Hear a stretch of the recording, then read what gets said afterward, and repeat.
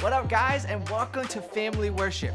Did y'all know that we have hundreds of families that worship together each week in RDU and even around the world? We're gonna read, pray, and sing together like usual. But first, I have a question for you. Do you have any choices that you have to make during the day? The answer is yes. I think maybe I even know what kind of choices you have to make. Sometimes do you have to choose, am I going to be nice to my brother or sister, or am I going to be mean? That's a choice, right? Or maybe your choice is, am I going to obey my mom or my dad, or am I going to disobey my mom or my dad, right? These are hard choices, and we can either make a right choice or a wrong choice. Maybe they even look a little bit like my son Levi's choices. All right, Levi's first decision is to clean his room. It's a pretty easy decision because, well, a clean room's a fun room. But he not only has his own mess to clean up, there's some of his brother's mess to clean up in here too. So he gets to work and he's picking up things on the floor, getting their bed ready. It's a good choice to start the day for Levi here. All right, and as he wraps up cleaning up the room, then let's go on and see what's his next choice of the day. He sits down at the table and, the plate is full of vegetables. He looks at the carrot. He examines the carrot. Not quite. He thinks he might want the leafy green, but no, back to the carrot. This is our best choice. He's thinking he could go all the way. All right, Levi, 2 right choices in a row. This is great news for him today. So he gets to get to his dessert and... sister wants to share the dessert. He's thinking.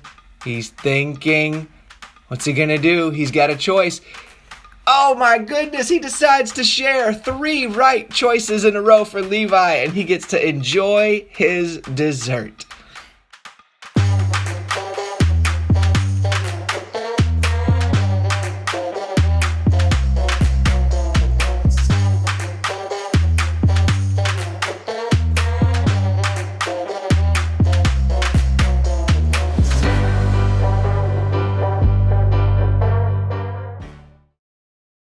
In our story today, we're going to read about 2 people who met Jesus, and they had a choice to make. They had a choice of which way they wanted to respond to meeting Jesus. It's in Luke chapter 23, verse 39. Let's read it together.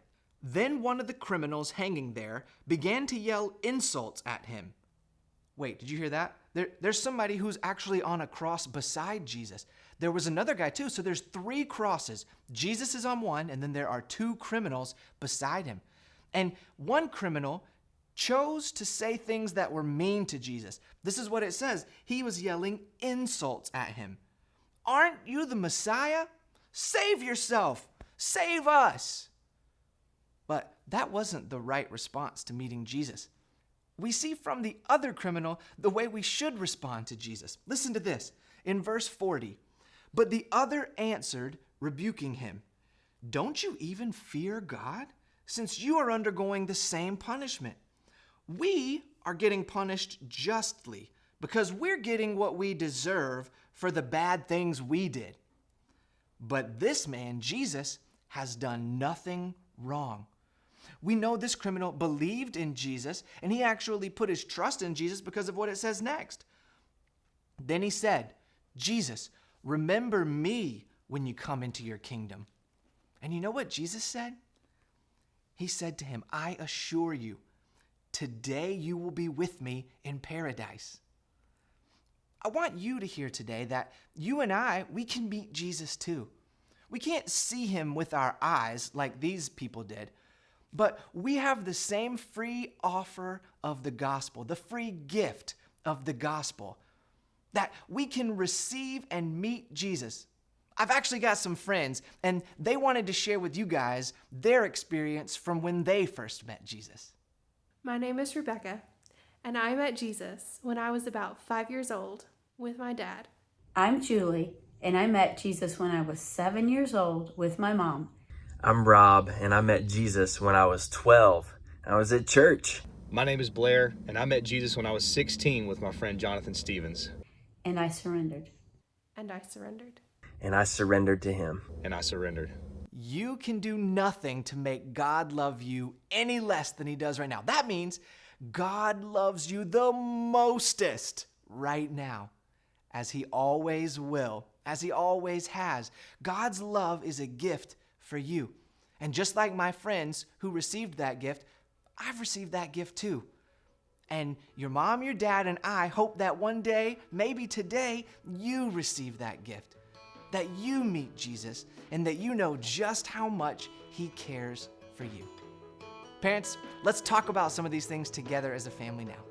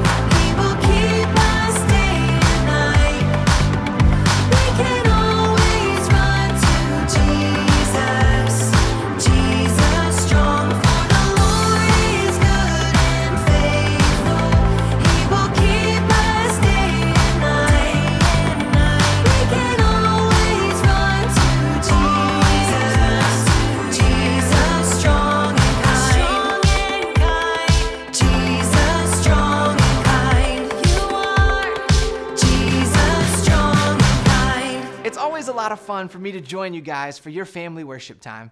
And remember, wherever you are loved and you are sent.